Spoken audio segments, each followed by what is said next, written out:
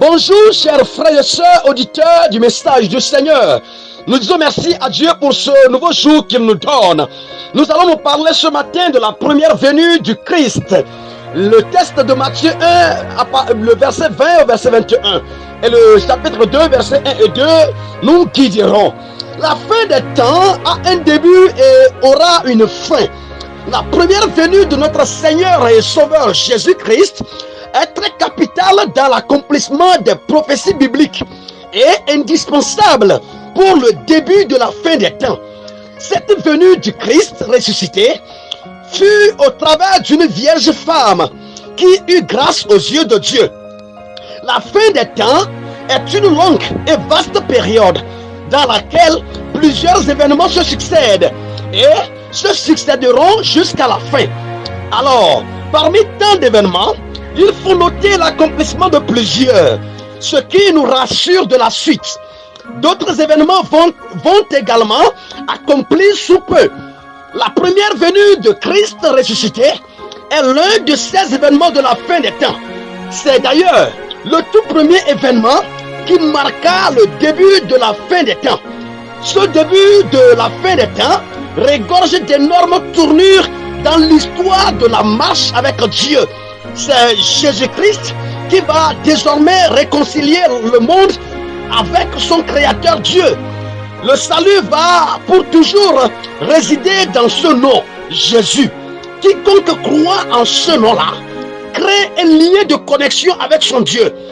Chers auditeurs, l'arrivée du Fils de l'homme dans le monde a apporté deux solutions, des délivrances de l'esclave de Satan et de ses œuvres. Une porte de vie sans précédent, la vie éternelle. Christ sur la terre a guéri les malades, ressuscité les morts, prêché la bonne nouvelle aux hommes, délivré les captifs du cachot du désespoir, donné la vue aux aveugles et l'ouïe aux sourds. Ceci n'a pas changé, il ne changera jamais. Il le fait encore aujourd'hui.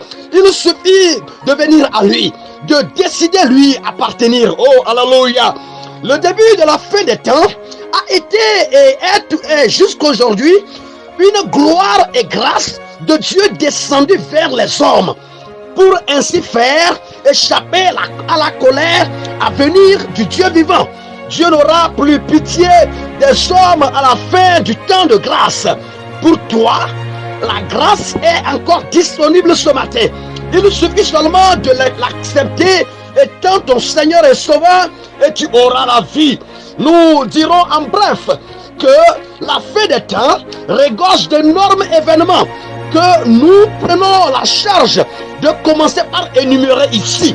Et la fin des temps ne reste nulle part à venir.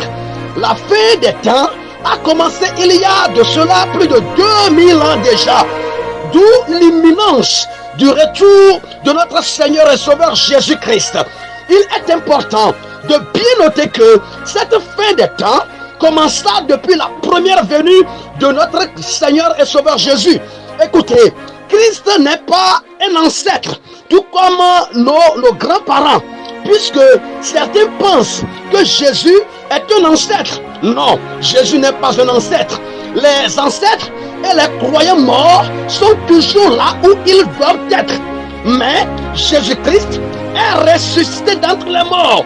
Je le répète encore, Jésus-Christ de Nazareth est ressuscité d'entre les morts et est à la droite de Dieu le Père, intercédant en notre faveur. Que Dieu nous aide à comprendre la parole. Prions le Seigneur. Notre grand Dieu, nous te disons merci ce matin. Merci pour ta parole. Papa, merci de nous faire révéler que, Seigneur, la fin des temps a commencé il y a de cela plus de 2000 ans. Papa, merci, Seigneur, de ce que tu as agi et tu commences toujours par agir. Tu continues toujours par agir.